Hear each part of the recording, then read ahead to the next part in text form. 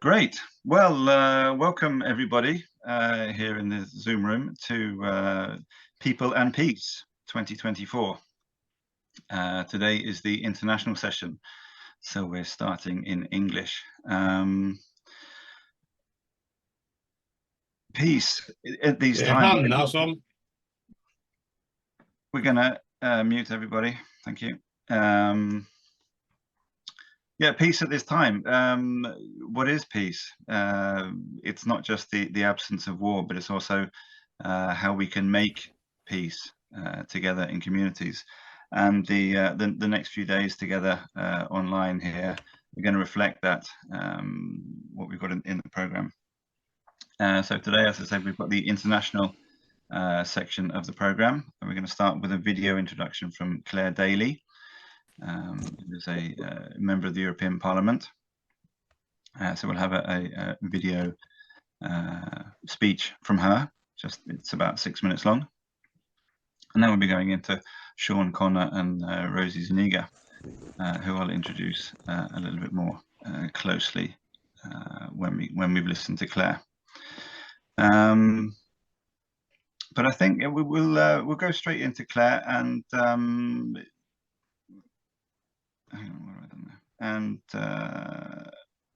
yeah, today is the international session. So we've got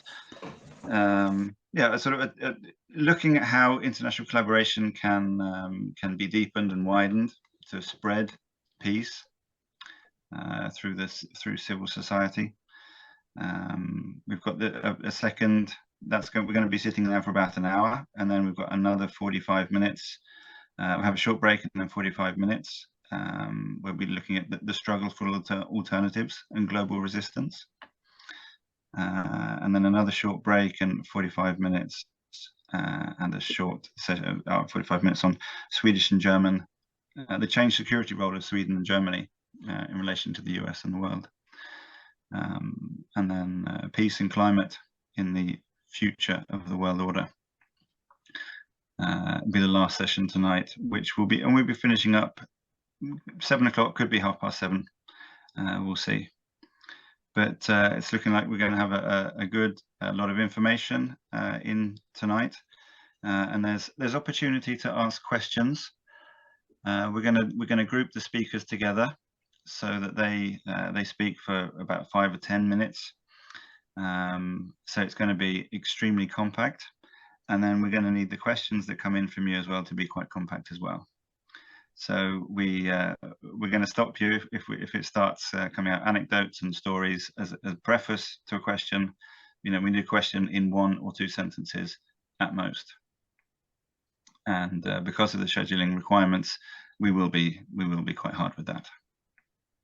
Okay, so we need to listen closely and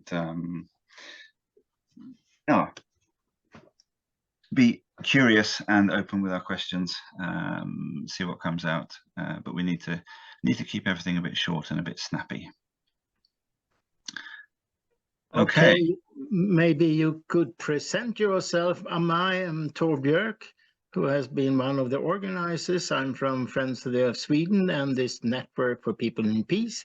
But you are the moderators throughout more or less the whole program, so you maybe should introduce yourself as well. Yeah, thank you. Yeah, so my name is David Bennett, and I'm active in the transition movement, both in Härnösand in northern Sweden, where I live, nationally in Sweden, and internationally through the International Transition Network and Transition Movement, which is a global movement. And I was previously chair of the Swedish Transition Movement. And with me as moderator as well is Aichi Parsanen. Hello, everyone. And I'm also part of Transition Network Sweden. I'm still in the board of the national organization and very happy to be here together with you these days for peace. Thank you, David. And then we can start, and we have invited the maybe most outspoken member of the European Parliament, who is very much against wars and the way that the European Union have been lacking interest in creating peace. So let's listen to Clare Daly and see what she can say from her parliamentarian angle.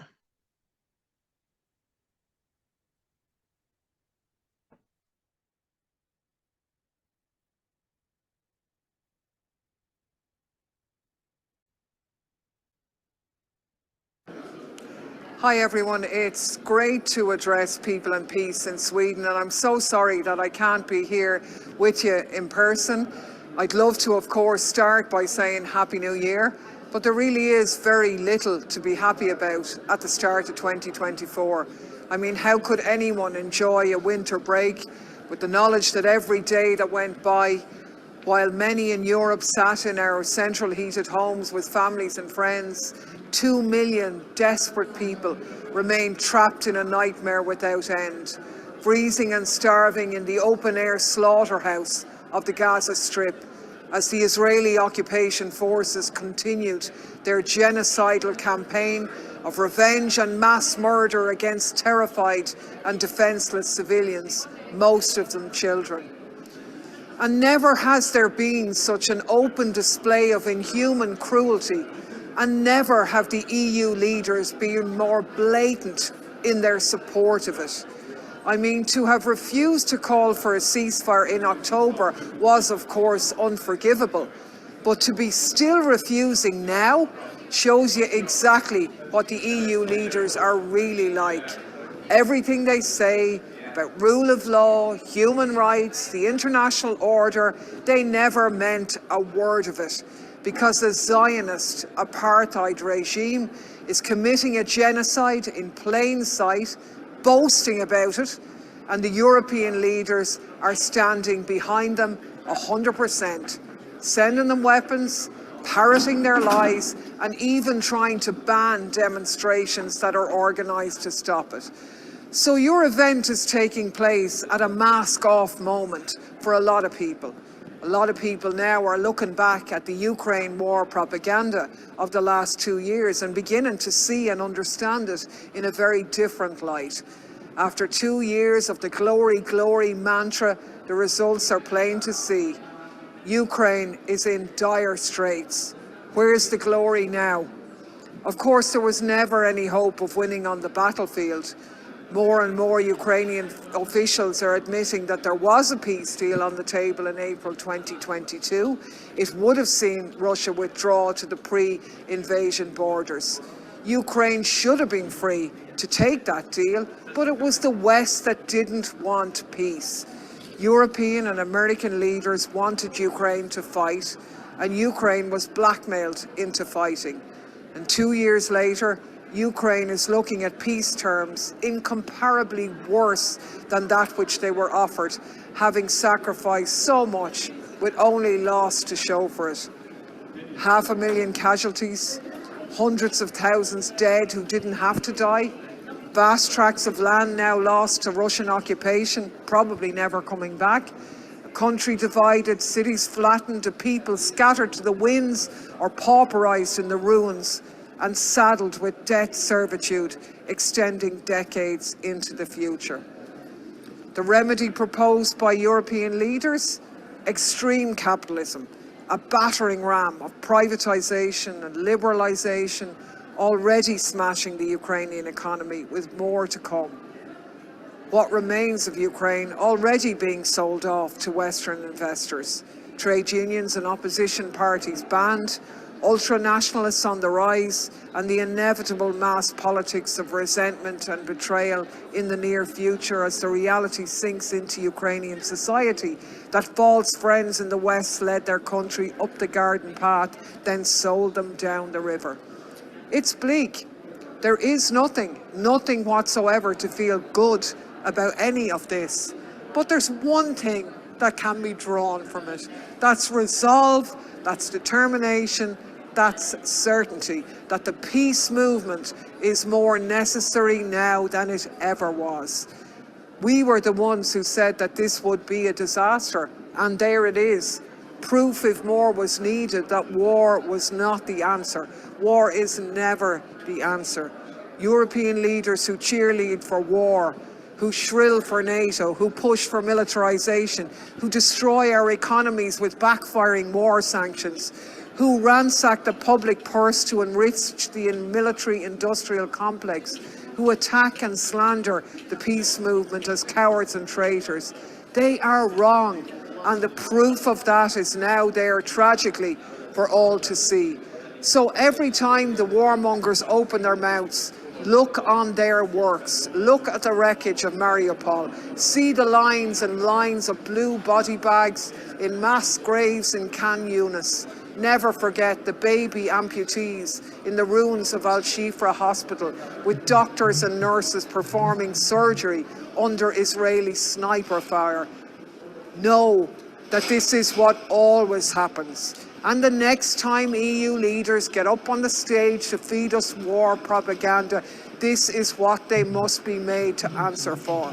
So, I won't say Happy New Year. War is a permanent blight on happiness. Happiness can come later. First, we must fight for peace. So, let's go from this gathering more and more determined to make that happen, and to rest assured that the reason why they slander and vilify us is that they realise that the peace movement, our movement, is the biggest threat to their interests. So in 2024, this is the year where we can and we must put the warmongers on the back foot as we rebuild our efforts to defeat European militarism. I wish you all the best with the event. I'm really sorry I can't be there in person. I hope it's not as cold there as it is here. And best of luck. Our paths will cross in the days, weeks and months ahead. Free Palestine, long live Gaza.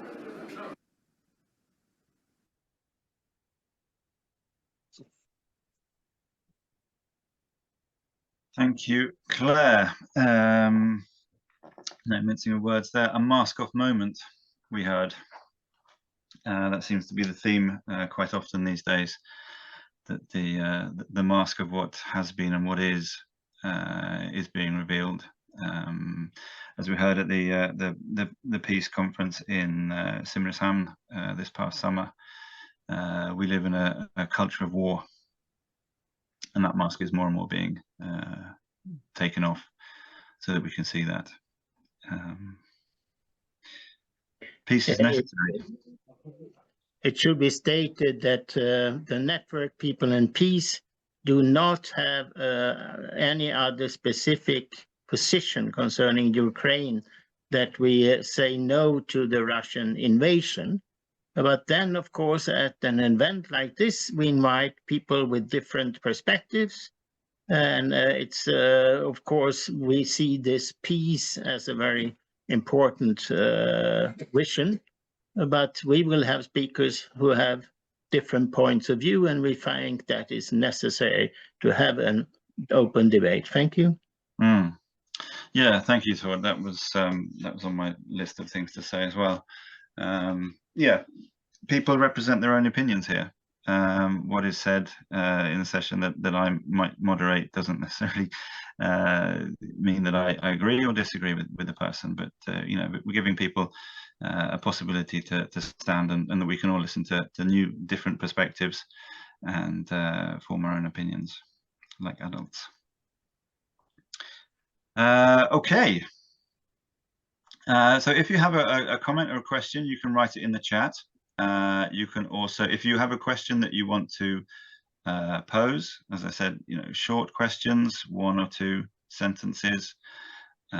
If it needs a large background, your question, then it's not the right question for this occasion, unfortunately.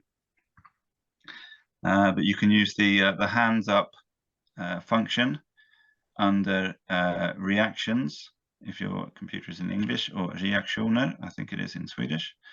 I myself have the English version. So if you click on reactions, then you can see a raise hand button there. So use that to ask a question. We'll the chat as much as possible, but it's possible if you pose a question there that it goes past, that we miss it. Okay, so now we're going to hear first from Sean Connor, who is the Executive Director of the International Peace Bureau. He's fairly recently joined that organisation, as I understand. And I'm going to be fairly brief in my introduction. Sure, in fact, that was it. So if you'd like to say anything else that we need to know about you in order to set the context, then please take the stage and say what we need to know about you in order for us to be able to follow your talk. Thank you. Thank you so much, David, and thank you to Claire for her remarks before that. I would like to continue a bit off of what she said. Maybe first, just a brief overview for those who are unfamiliar with the International Peace Bureau. We are an international network of peace and peace-related organizations operating in over 100 countries around the world and coordinating a variety of actions. I think one of the most famous of which is the Global Days of Action on Military Spending. But of course, a lot of our attention at the moment is also devoted to some of the large ongoing conflicts, including the genocide of Gaza and including the war in Ukraine. But beyond these large conflicts, of course, we are, as a global network, paying a lot of attention to the variety of conflicts that are going on around the world. There are, according to the Autonomous University of Barcelona's School for a Culture of Peace, they came out with the report on conflict and peace building in 2022. The report came out at the end of last year. Of course, these reports always come a bit later, but just in 2022, there were 33 armed conflicts ongoing in the world and 108 socio-political crises, many of which include active acts of violence or potential to escalate into violence actions or even wars. We see at the same time growth every year in military spending, $2.24 trillion in 2022, 3.7% increase from the prior year. And just to emphasize that the NATO countries themselves made up 55% of all military spending. So that's $1.232 trillion in just 30 countries. We also see that conflicts are having a terrible impact on the environment and accelerating the rate of climate change. And there are several recent reports, whether it be the 2022 Scientists for Global Responsibility and Conflict Environmental Observatory's report that was sought to estimate the greenhouse gas emissions by militaries around the globe based on quite limited information and likely to be an underestimate. We see 5.5% of all global greenhouse gas emissions coming from militaries and military facilities, which would make it the fourth largest national footprint, larger than even Russia as a country. We also see that countries are devoting more and more to their militaries and using increasing rhetoric of need to defend ourselves, more nationalistic identities, and all of this is coming at the expense of what is needed for dealing with climate change, what is needed for dealing with inequalities within our society, and so much more, including, of course, the Sustainable Development Goals, which just this past year, General Secretary of the UN, Antonio Guterres, emphasized we need a rescue plan for the Sustainable Development Goals. It is estimated that between 3.3 and 4.5 trillion are needed per year up until 2030 for the Agenda for Sustainable Development in order to meet our requirements. So what we see here is an increasingly militarized world, whether it be these large conflicts where we see outrageous atrocities taking place, or many of the conflicts that are not in the global spotlights at this moment, but where still there are incredibly heartbreaking loss of life, atrocities being done. Sorry, yes? Someone say something? I heard something too, but it wasn't a question. Okay. Okay, sure. Yep. And so we see, again, just an increasing focus on the military as our method of solving any and all problems that the world is facing, despite the fact that we spend more every year and do not see tangible results of a more peaceful world. This begs the question of how can we truly create peace? Why do we continue to do the same thing, expecting different results, which is, I think, a popularized definition of insanity. And so if this is the case, how can we change that trend? How can we imagine alternatives to the way in which we are seeking and failing to address the world's problems? And this is where IPB, along with many other organizations, including the Olof Palme International Center in Sweden and the International Trade Union Confederation, or ITUC, have been pushing a campaign for common security as an alternative. There are many other organizations pushing or promoting quite similar alternatives to how we identify really what are security interests and where, for whom is this security that we claim to be creating. We are working this year to develop, most likely in the late spring or summer, an online conference on common security, in which I would like to invite you all. More details will be coming in the next 1 to 2 months, and really to involve as many organizations, individuals, activists, stakeholders as possible in our efforts to challenge the predominant definitions of security that we are seeing and find alternatives to those security methods that are based in peace and justice and not in militarism.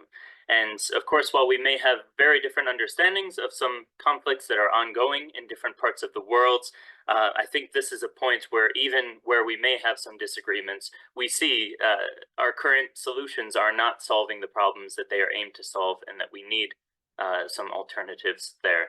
I know I have just 5 minutes here, and I wasn't keeping track of my time, so I'll try to keep just my remarks quite short here, but maybe just concluding with a few other points that I have here is that common security also needs to be a regionalized approach. There is no one-size-fits-all for the world, but that we must develop what common security can mean in different parts of the world based on the different problems that we are facing. We need to focus more on diplomatic solutions and trust-building efforts, and we need to implement security alternatives in all levels, from the very top in governments down to the grassroots and everywhere in between. So it is an effort that takes everyone all together to push forward and to redefine and create the paradigm shift that we are hoping for. So we hope that you'll join with us for this and some of our other projects.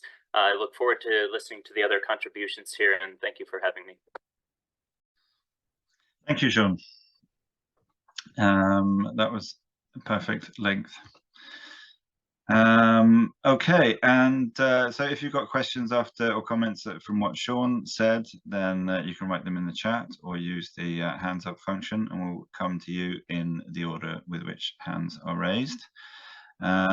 Before we take questions, though, we invite Rosa Zúñiga from the World Social Forum. Okay, thank you. Thank you. I have a presentation for me. I am a Mexican woman, popular educator, and feminist. I currently coordinate CEEAL, a popular education movement that exists in Latin America and the Caribbean. I am also part of the International Council of World Social Forum. Paulo Freire was its first president and is today our inspiration to fight against the oppression that of people's lives. I do not speak Spanish well. This meeting encouraged and inspired me to learn in better. Hi everyone. It is a pleasure for me to be here with you and to share information about the World Social Forum that will take place in Kathmandu in February, 15 to 20 of February. The World Social Forum has been held for more than 20 years and reinvents itself in each edition. It does not pretend to be just an event. It inspires to articulate global and local process to build a better world for everyone. A world in which there is peace and justice, which implies taking a clear position, against a form of existing oppression. For stop the bombs, stop the dispossession and extermination of the Palestine people. In this moment, I can share my screen. Oh yes, okay. Yes, you can. Okay. This is a presentation on the January 9, the words, the theme for Nepal. This contains information do World Social Forum.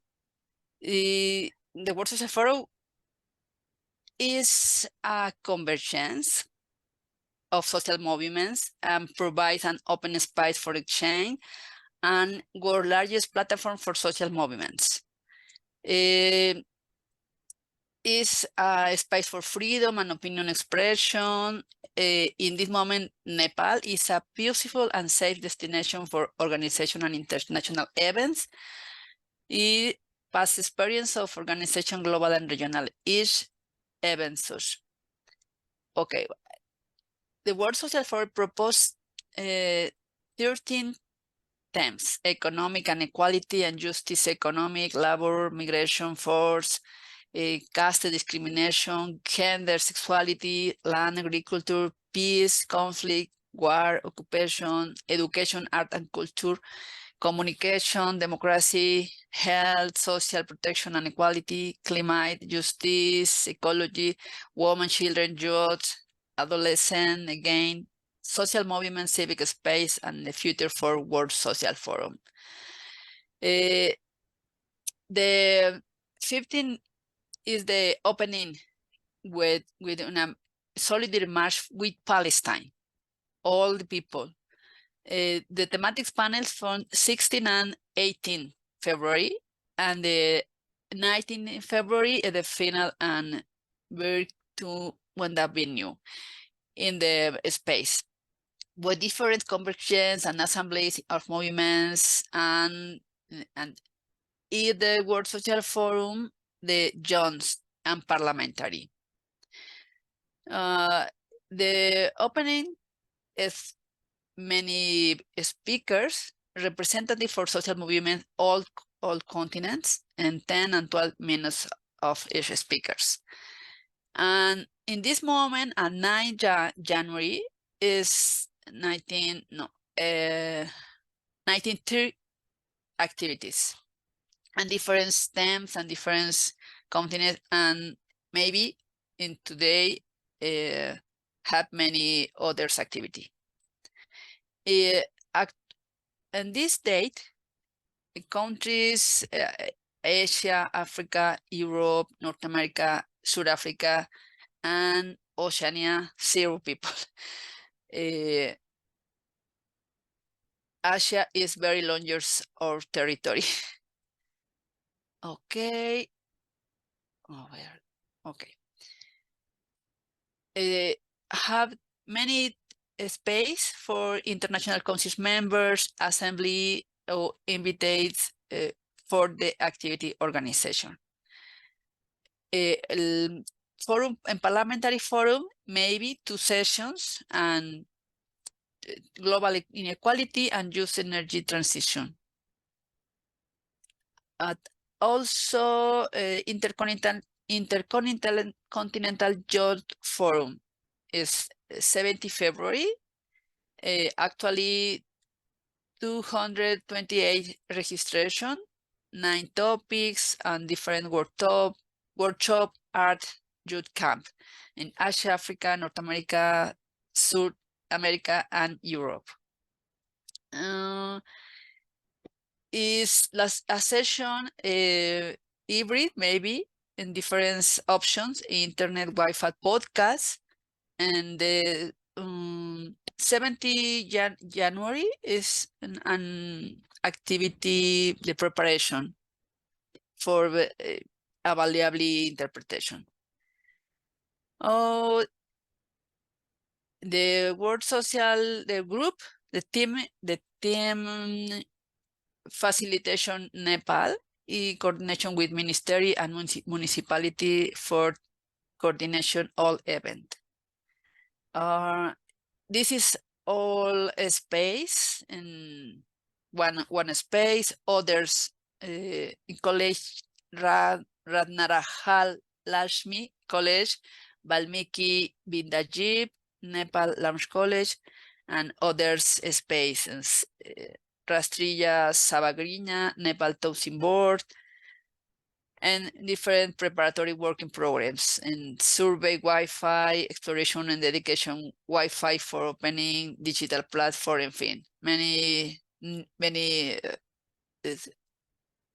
space and allocation of alts and drones for many activities. Okay, I own a small number of the members with a minimum cost coverage approach. Some of the staff, NOC members have voluntarily contributed the organization process, and source of the course, partial contribution for the organization. A cost for inscription is $25, and the individual people is freedom. Well, this is a page or with the World Social Forum and the email. Okay, I stop sharing. Bueno, voy a hablar en español. Es muy breve. Espero que me hayan comprendido brevemente. Creo que estamos muy contentas, muy emocionadas de poder participar en el Foro Social Mundial en Nepal. Esperamos que ustedes asistan y que sea una oportunidad para construir la paz y la justicia que el mundo necesita. Muchas gracias. Thank you. Wow, that tested my non-existent Spanish skills at the end there. Well, brilliant. I can translate that what Rosie was saying, that she's inviting everyone to the World Social Forum, and she's very happy to be here, and yeah, that the civil society is very important. My tiny Spanish skills got in shape there. Brilliant, thank you. So if there's any comments or questions, then write in the chat or raise your hand using the reactions function. But that's it. Sean, question for you first. Let's see if we can do this joint spotlight thingy. And we'll find Rosie and add.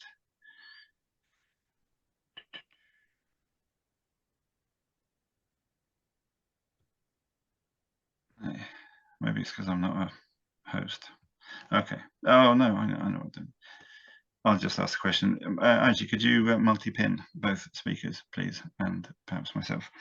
Sean, you're talking about finding common ground as a way forward to finding peace. What have you personally or the International Peace Bureau identified? You know, where are those areas of common ground that we could that we can move forwards together? Sure. Yeah, maybe just to say there, for common grounds, depending on maybe you can specify here quick. Do you mean in specific conflicts or within the peace movement or peace movements? The peace movement generally, I was thinking. Yeah. Mm-hmm. Yeah, I think a prime example we have of that is the Summit for Peace in Ukraine that we held last June in Vienna. At the summit, we had really quite different opinions and voices about the causes, the situation, and the way out for peace and justice in Ukraine. I think despite differences that still exist to today, we did manage to find common ground through a statement at the end, in which, at very least, everything that was in the statement we could agree on, even if there were, many other points, many of us would include in different directions there. We had a variety of speakers coming from different backgrounds within the peace movement, and several workshops, including one workshop session called Pathways to Peace, in which really the focus was looking forward. How do we see the future of Ukraine? How do we see after the conflict, what is happening there? And so finding these questions that rather than our focus on the divisions or the differences that we have a shared future in mind is, I think, one strategy that we've used a lot. And finding those points of agreement. One in which I think I have to mention here also is the case of conscientious objection. And conscientious objectors, those who have a moral or religious reason not to fight a war, that don't want to be a soldier. And this is a right I think any peace activist can understand and support to a large degree. So we have been working with conscientious objectors in Russia, in Ukraine, and also in Belarus, which of course being so close to the context is quite important there. I don't know how many of you perhaps have heard of the case of Olga Karach, but I would just like to mention very briefly, she is a Belarusian peace activist and human rights defender who is currently in Lithuania seeking asylum. However, her claim has been rejected, is the most recent news. We just had a court ruling over this past week. So if anyone is in support of human rights defenders, conscientious objectors, and would like to support Olga, there is some very urgent need there. So I just ask you to get in contact with me, and I'll put my email into the chat here. Thanks. Thank you. And Rosie, what a fantastic lineup, both of participating countries and organizations, and the number of sessions in the World Social Forum conference. What do you personally hope might come out of the conference, perhaps as a way of continuing that theme of finding common ground? Sorry, you're still muted. Yeah. Oh yes, okay. Sorry.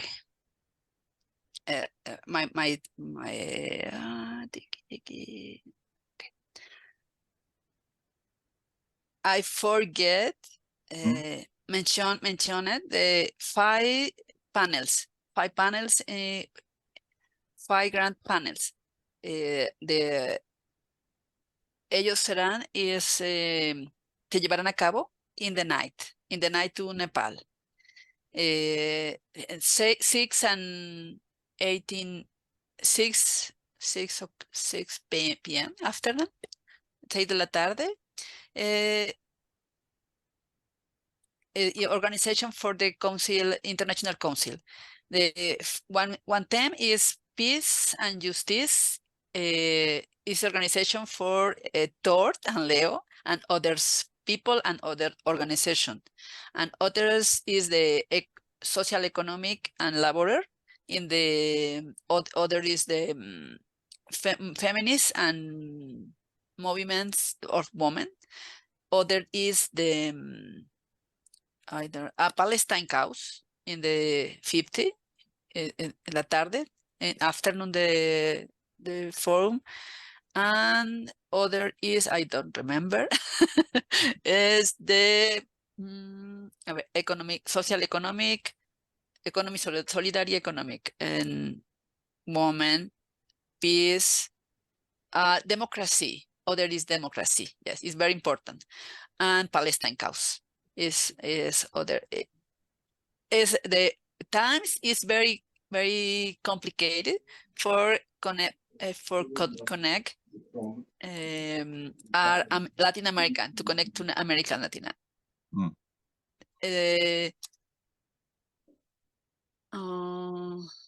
Is it possible to connect to the conference via Zoom? Yes, we have almost 12 hours from Mexico, for example, to India as different hours, and the people have connect o pueden conectarse, sí, pueden conectarse in live in YouTube and podcasts with different language.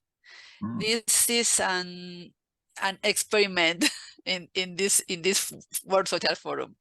I hope okay in this experiment. No.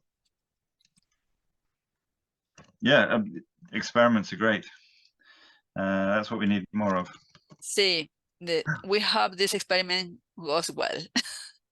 In this time, the post-COVID is necessary connect to people in line with different forms. La lucha, the fight is with a large corporation. For example, Zoom, I may all pay, or other option, for example, is Jitsi, not many option to cabin interpretation. Maybe we are used, ¿no? Entonces es un desafío. Es un desafío. Okay. Okay. We have a hand, Archie. Yes, thank you. Yeah, I have a question to both of you. Like, what's your outlooks for the year coming regarding the civil society? Like, is there something you would wish to see and something you are afraid that is coming towards us who are engaged in civil society? And yeah, could you just share your thoughts about, yeah, what do you think this 2024 and this time of age we are living in, how does it look for us engaged in civil society? Sure, maybe you'd like to start. Yeah. Sure, I'm happy to. Yeah, I think there are a lot of opportunities this year that I'm seeing. We're seeing the convergence of different movements really move forward, especially fueled by the conflicts of the past couple of years, and a lot of people asking difficult questions about peace that perhaps they hadn't asked in the past, as they're seeing everything unfold and experiencing a new level of anxiety about the future of the world. And of course, it is looking quite grim overall, but I think people are questioning once again about the future, where before perhaps they thought, well, we trust our governments, we trust our militaries to defend us, we trust that changes will be made. I think that trust is being broken, and that presents a lot of risks, but also, especially at the civil society level, many opportunities that we need to take advantage of, but also listen into, not assume that we also know what's best for everyone, but listen to the ideas of those that are coming to our movement, and understanding that a bit more to help us grow. I think one thing that I'm really looking forward to this year at a larger scale is the UN Summit of the Future, which will happen in New York on September 22nd and 23rd, if I'm not mistaken. And this, again, is an opportunity to imagine what a future can look like, and to build the tools and resources, the connections to bring us closer to that. I don't know how many people here have read the UN's new agenda for peace that was released just last year. I'm still working my way through it, so I also haven't finished it, but I have heard from many that it is an important document, an important tool that we can use in our preparations here. So I think that also is a really positive sign, or a positive tool that we can use. One concern in particular that I have that we are seeing more and more developments towards is conflict in East Asia, and particularly with Taiwan. And I know a lot of people have been talking about this for a while, but in more of a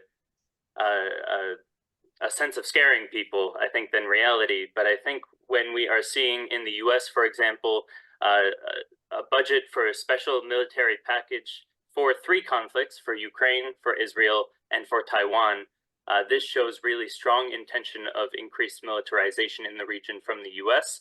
At all levels through the administration. And no one's questioning that. You know, you have activists that are questioning the aid to Israel or the aid to Ukraine, but no one's questioning aid to Taiwan at this moment. We just had Taiwanese elections as well, where the winner, I'm not by any stretch of the word an expert in regional politics, but just having read a little bit on it this morning, is more of a figure that seeks to move away, but also in peace with China. So I think really just some of the outside influences there are the factors that could push the zone more into conflict, and it's something where we definitely need to put a lot of attention in this year. So those are some of my first thoughts. Thanks. Yeah. Rosie, the same question to you then. What do you see in the future for civil society this year? Okay, I hope understand your question. The forum, I think the forum is an opportunity to strengthen hope. It is not about being a catwalk of great personality, but the recognize that the world is alive, that there are diverse experience building other life options, to know that we have each other, even when we are on the other side of the world. We are living through a serious civilization crisis that too require organization. Yeah. Yes.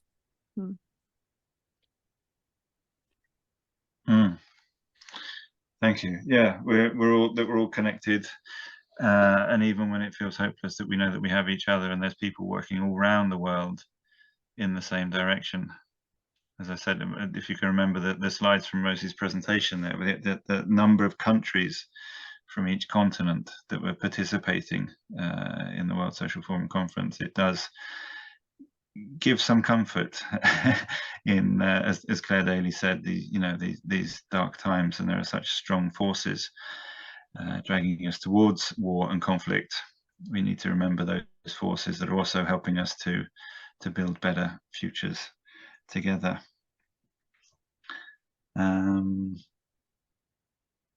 Yeah, and trust is being broken, Sean said. I think that's going to be a theme that we'll be revisiting throughout these days. We as members of civil society, movements within civil society coming together, because perhaps we feel now more than ever, that the mask is coming off so much of what our governments are doing in our names, and we just realize that this is not for life. And if we want to act for life, for our lives, for our children's lives, for each other's lives, wherever we are in the world, then it's now that we need to step forward and do our thing. Are there any last any questions or comments now, or Sean or Rosie, do you have anything you want to add? We've got a few minutes. We've got about 6 minutes if we want to take those. Otherwise, we'll have an early coffee break. Yeah, maybe just quickly to mention, I realized just now I didn't mention it in my last remarks, but the World Social Forum as well, the IPB is a part of the organizing of this event, fully supports your participation in it. Sadly, I don't think I'll be able to be there in person, but I will certainly be participating online throughout the event. So just also to plug that from our end. Yeah. Do either of you know of the online link, or where we can find more information about that event, to perhaps join in ourselves from distance?